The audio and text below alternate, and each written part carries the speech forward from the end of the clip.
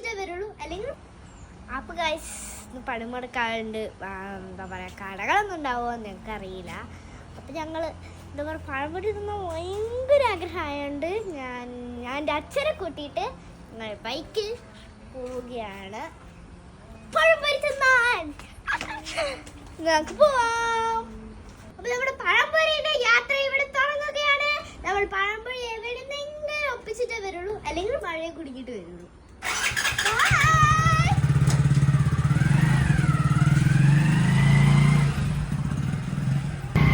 കടകളൊക്കെ എന്താ പറയാ അടച്ചിട്ടാണ്.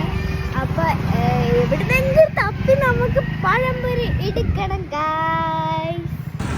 അവിടെ ഇവിടെ ഒരു ബേക്കറി തുറന്നെടുത്തിട്ടുണ്ട്. അപ്പൊ എവിടുന്നെങ്കിലും നമുക്ക് പഴംപൊരിയോ അല്ലെങ്കിൽ പപ്സ് അതൊക്കെ വാങ്ങാം ഗൈസ്. വിചാരിച്ച സാധനങ്ങളൊന്നും കിട്ടില്ല. ബേക്കറി